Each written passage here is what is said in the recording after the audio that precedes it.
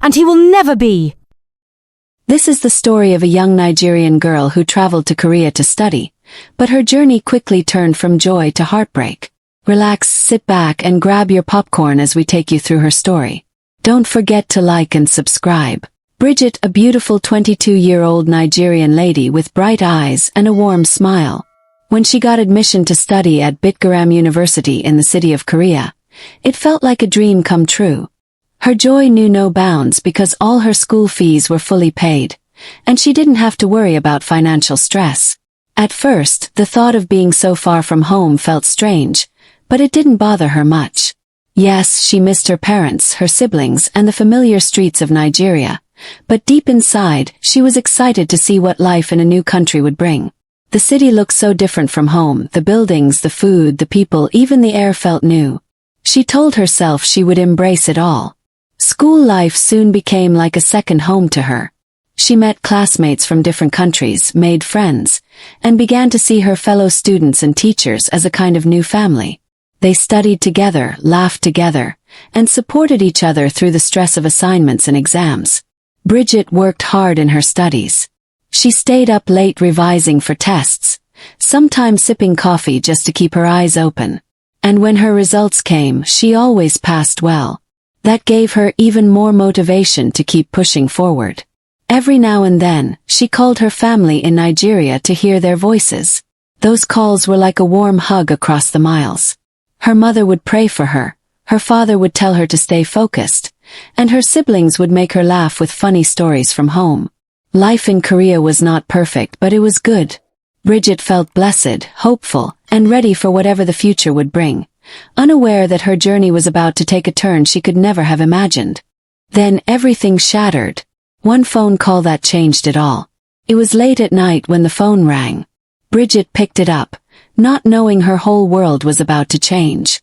"Bridget, our house, the shop, everything is gone." Her mother's voice shook as if the words were too heavy to speak. "Mama, what do you mean?" Bridget's heart pounded in fear. "Fire," her mother whispered, her voice breaking. "The shop, the house, all gone. And your father, he had a heart attack.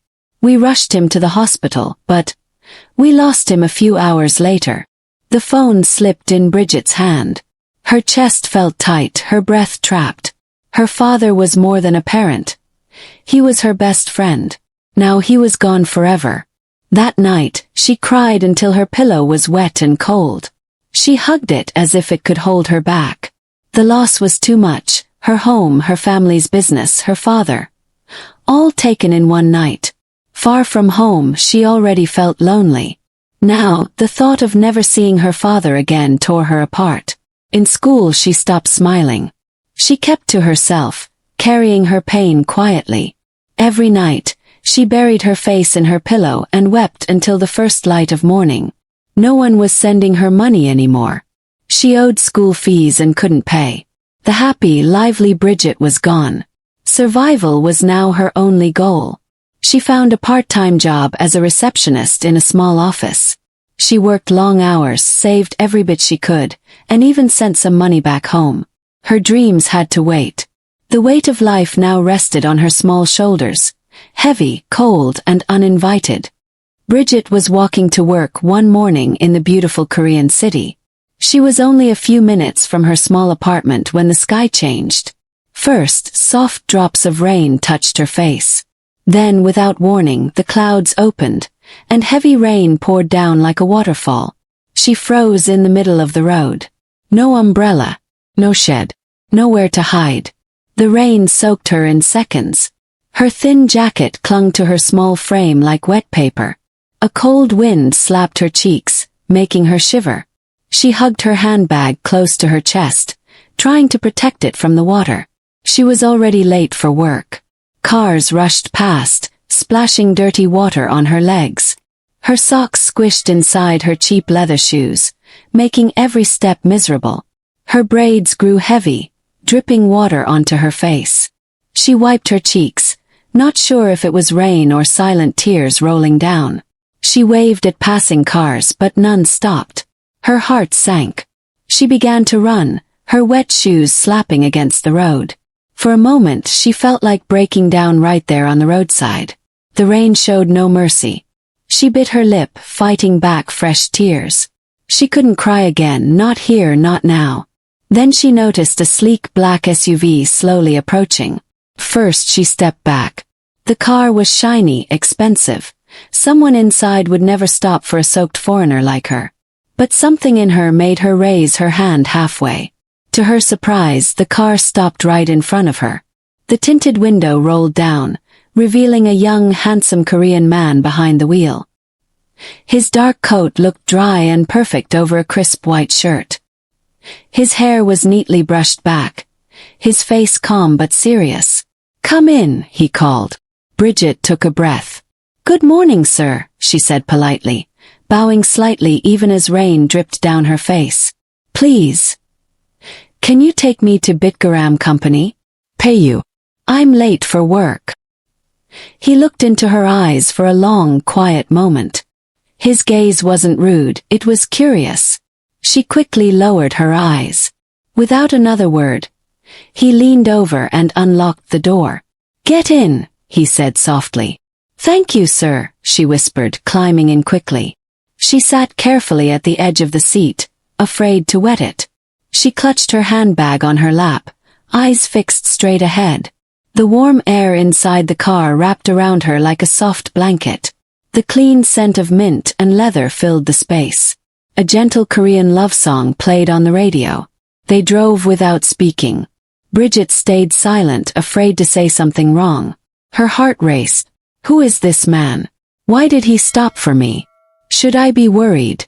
She stole a quick glance at him. He seemed calm, eyes focused on the road. Not once did he make her feel uneasy, but still she kept her guard up. When the car stopped at Bitgaram Company's gate, she sat up straight. "Thank you so much, sir," she said softly. She opened her bag and took out her small wallet. "Please take this for the ride." He looked at her again and gave a slight smile. "No need," he said gently. "But, sir." Before she could finish, he drove away. Bridget stood there for a moment, staring after the car as it disappeared. "He didn't take money," she whispered. "Who does that?" Still dazed, she walked into her office. She passed the front desk and headed to the restroom. She needed to dry herself. In front of the mirror, she saw her reflection. Wet hair, tired eyes, and a red nose from the cold. She sighed deeply. Then the sharp voice of her supervisor echoed from behind. "Bridget, you're late. There's no time to waste." She turned, still trembling and dripping water. "Sir, I get to work immediately," he barked. "The guests are waiting." "Yes, sir," she said quietly, bowing her head before hurrying off. Hwan Jung was the only son of Madam Bora Jung, the powerful chairwoman of Jung Holdings. Everyone in the city knew their name, not just because they were one of the richest families in Korea, but also because they often donated to charities and funded big community projects. He was the heir to the company, the man everyone expected to take over one day. And, of course, he was also one of the most talked about bachelors in the country. Many women dreamed of marrying him, but Hwan Jung wasn't interested in playing the lover boy role. He took life seriously. Maybe too seriously. That's why he had never fallen in love. Most of the dates his mother arranged for him ended in disappointment. The women were always the same. Daughters of politicians, celebrities, and wealthy businessmen. They were pretty but arrogant. They smiled too much for the cameras, talked too much about money, and cared too much about showing off. But today, something felt different. He thought back to the girl he had met earlier that day. She wasn't like the others. She was polite, quiet, real. There was no fake smile, no forced charm, just simplicity. Her eyes, they stayed in his mind. They carried something deep. A sadness she didn't want anyone to see. For the first time in days, Hwan Jung found himself smiling. "Son," a warm voice called. He looked up and saw his mother standing by the door, smiling proudly. "How are you?" she asked. "I'm fine, Mom," he replied. She walked in and sat across from him. "How was the date last night? That girl is beautiful, you know." She just finished school and came back to help her father. He's the CEO of Canny Company International, our biggest stakeholder. Imagine the benefits when you marry her. She will make a beautiful bride for you. Hwan Jung's smile faded. His jaw tightened. Enough, Mum, he said sharply. I will choose my own wife. You want to use me like I'm part of another business deal, for fame, for money, without caring about how I feel. I don't like her, and I never will. She's rude. She couldn't even hide her bad manners for a single evening. All she talked about was money and influence. That's not the kind of woman I want, Mum. She's not respectful or kind. I love you, son, Madam Bora said softly. I just know what's best for you. He shook his head. No, Mum. If you truly loved me, you would listen to me. My happiness matters too. I'm old enough to choose my own partner, and it will definitely not be that spoiled one. Her smile thinned. Then make sure you find yourself a wife that fits your class. And do it quickly. You don't have much time. Hwan Jung leaned back in his chair, his eyes steady. I'll find the right woman, Mum. But it will be my choice. 2 days later, Bridget woke up just like she had every morning since the sad news from home. It was another long day waiting for her. She was tired. Tired of not knowing what the future would bring. Tired of wondering if she would ever finish her studies. Tired of missing her family. But every morning she still got up, put on a brave face and kept going. She picked up her handbag, slung it over one shoulder, and walked slowly toward the roadside. For now, this was the only job that put food on her table, so no matter how she felt, she had no choice but to do it well. She was about to cross the road to catch the bus when she lifted her head and froze. There it was again. The same shiny black SUV parked neatly by the roadside. Her lips parted in surprise as the window rolled down slowly. And there he was. The same calm, serious face. The same neat hair. The same clean white shirt under a dark coat. You again? Bridget asked, blinking in disbelief. Hwan smiled, a playful sparkle in his eyes. Yes, me again. She gave a small laugh, unsure whether she should feel surprised, nervous, or secretly flattered. What a coincidence, she thought, brushing her braid away from her cheek. Hwan tilted his head slightly, still smiling. Maybe not. Maybe it's fate. Bridget's cheeks warmed. She quickly looked down and bit her lower lip. Then he leaned over and opened the door. Come on. You'll be late again. From that day on, every morning, like clockwork, Hwan was there waiting at the same corner. Patient. Always early. At first, Bridget felt shy and a little nervous, but soon she began to enjoy their rides together.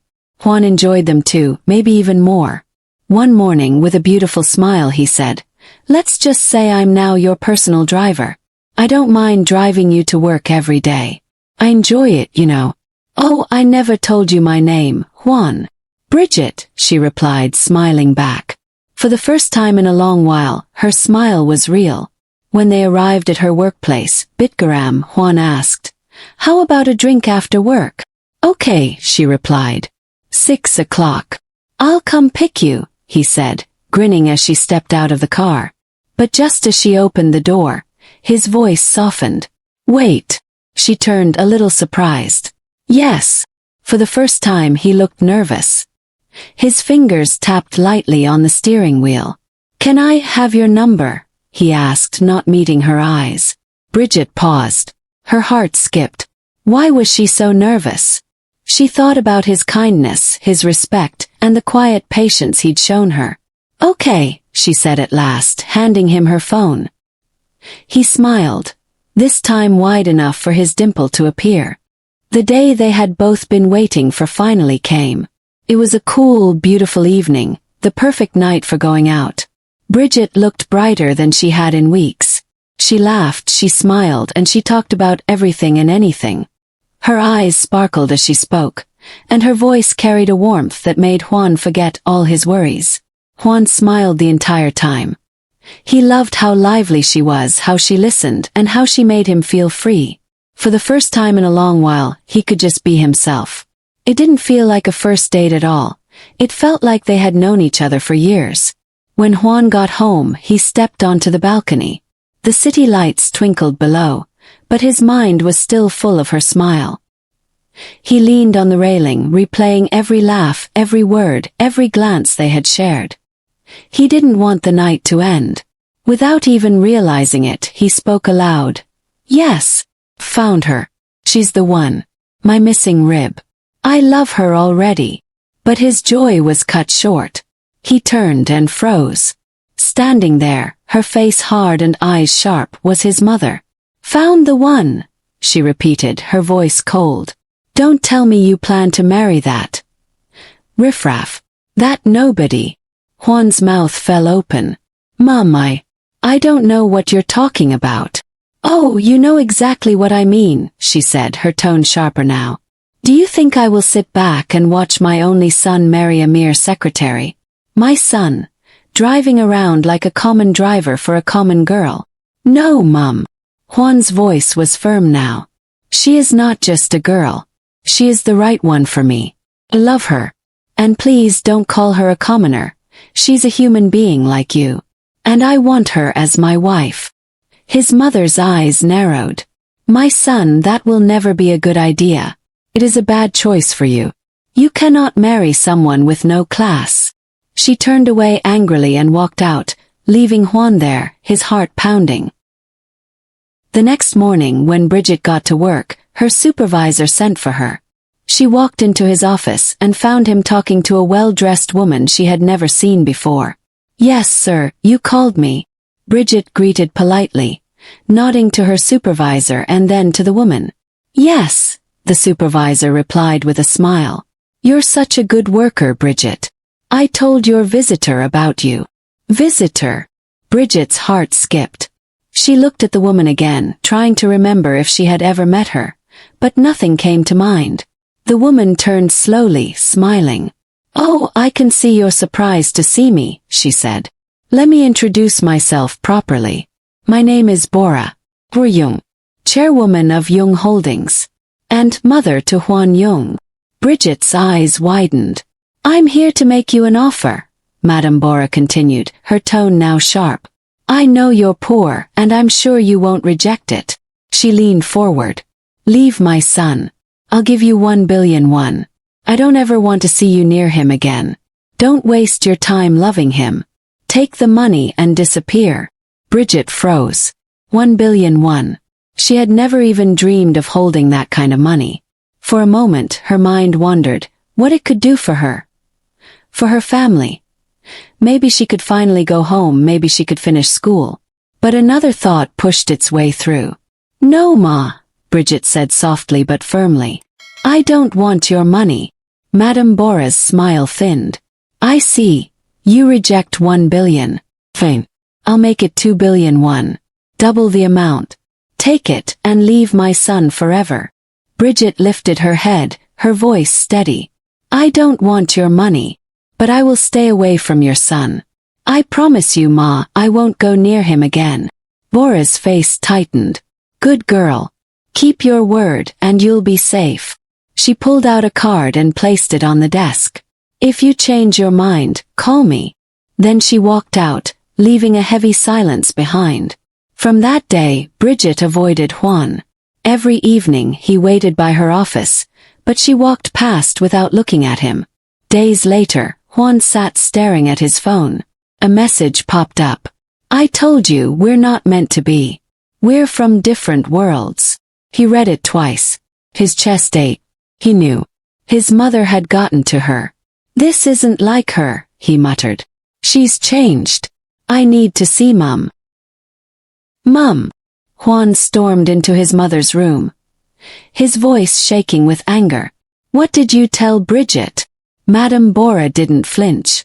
She stayed seated, her tone calm but cold. I told her the truth, that she is using you. She cannot marry you.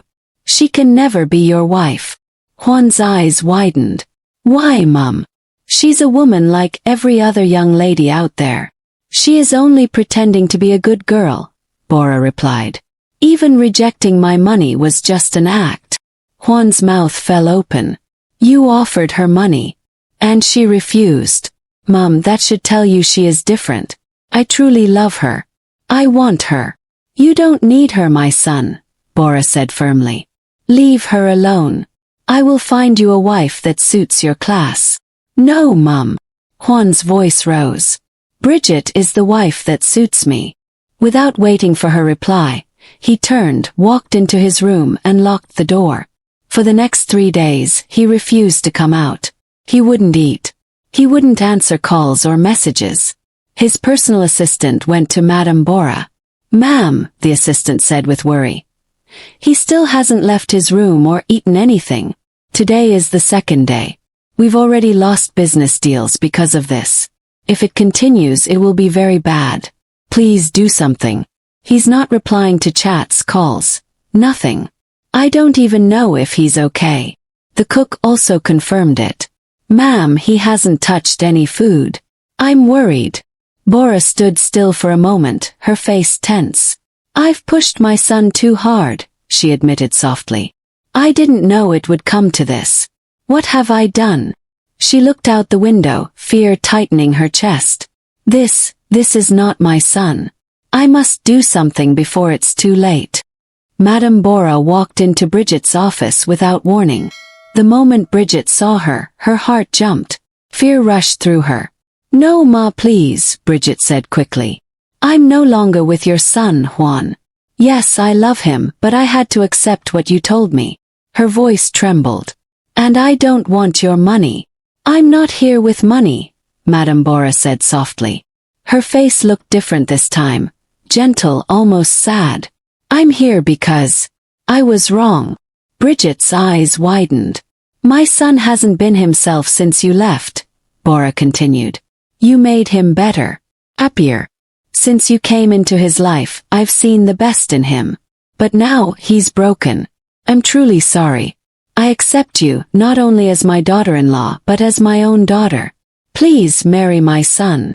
Bridget stood frozen. But you hated me. I was wrong, Madam Bora said again, her eyes warm. You are the kind of woman any mother would be proud of. Beautiful, but also pure-hearted and intelligent. The little time I've spent around you has taught me so much. I believe you will bring light and goodness into our family. You are welcome, my child. Bridget felt her eyes fill with tears. I will marry him. They stepped forward and hugged tightly, both crying tears of joy. The other staff in the office, who had been quietly watching, broke into smiles and clapped happily at the scene. It was the wedding everyone had been talking about for months. Newspapers, TV stations, and online blogs buzzed with the headline, Billionaire Prince marries Nigerian receptionist. The grand hall was filled with people from all walks of life. Business leaders, family friends, neighbors, and even strangers who just wanted to witness the love story that had captured hearts. Bridget looked stunning in a special outfit, a beautiful Korean hanbok paired with a bright Nigerian head tie. She was a perfect blend of two worlds. Hwan, in a spotless white tailored suit, couldn't stop smiling. Every time his eyes met Bridget's, his heart seemed to beat faster. Madam Bora sat among the guests, her hand resting on her chest, her face glowing with pride and joy. She watched her son dance with the woman who had changed his life completely. When it was time for speeches, Hwan stood up with a glass in hand.